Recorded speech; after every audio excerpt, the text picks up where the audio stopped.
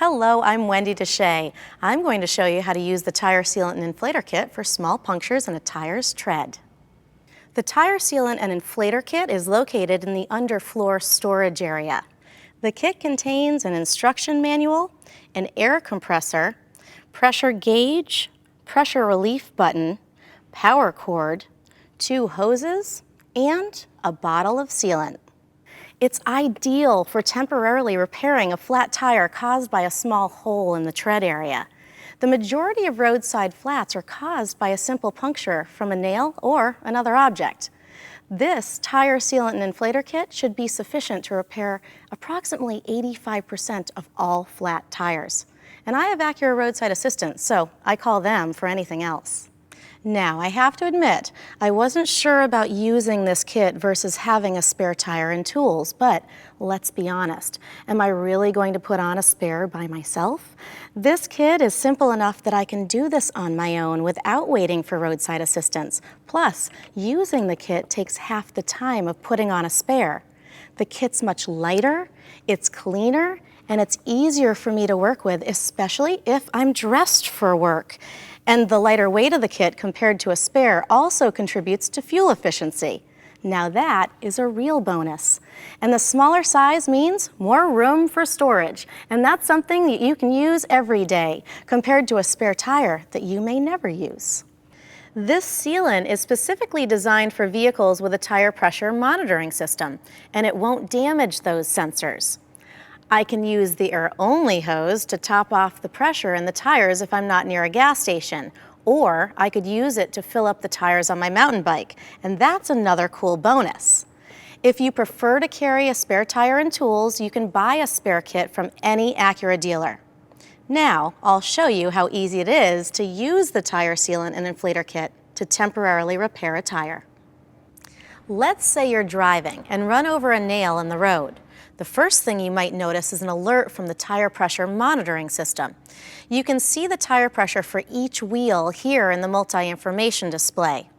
When a tire has low pressure, find a safe spot to pull over, and then turn the engine off and turn the hazard warning lights on.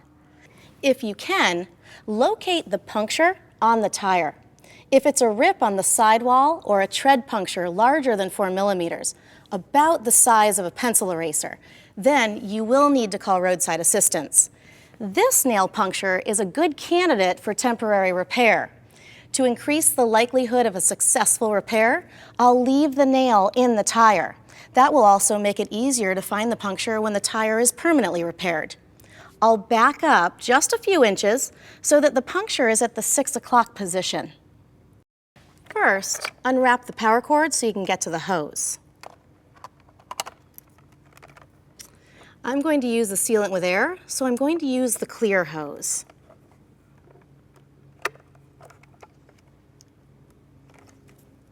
Next, I'm going to take off the valve cap and tightly screw on the hose. There is a safety lock in the hose connector that prevents the release of sealant until the hose is fully engaged. Next, I plug the compressor into the accessory power socket. Do not use the kit using accessory power alone. You need to run the engine while using the compressor to inject sealant and air. So you should only repair the tire outdoors, not in a garage, carport, or other enclosed area.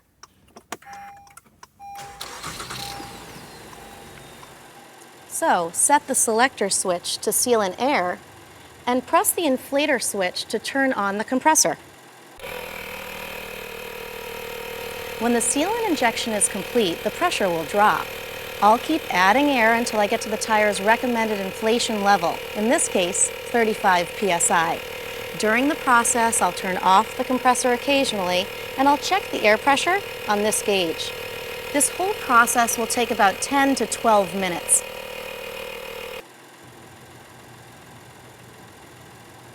The tire is inflated to 35 psi, so I can unplug the power cord and unscrew the hose.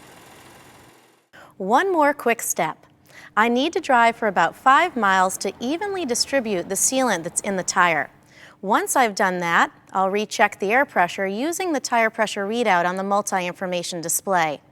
I'll also pull over to a safe spot and I'll visually check the tire. That way, I can be sure that the tire is holding pressure and I can safely drive to the nearest dealership and have that tire permanently repaired. And please note, you should only drive at a safe speed on a temporarily repaired tire, no more than 50 miles per hour. There are reminder stickers that should be placed on the temporarily repaired wheel and inside the vehicle.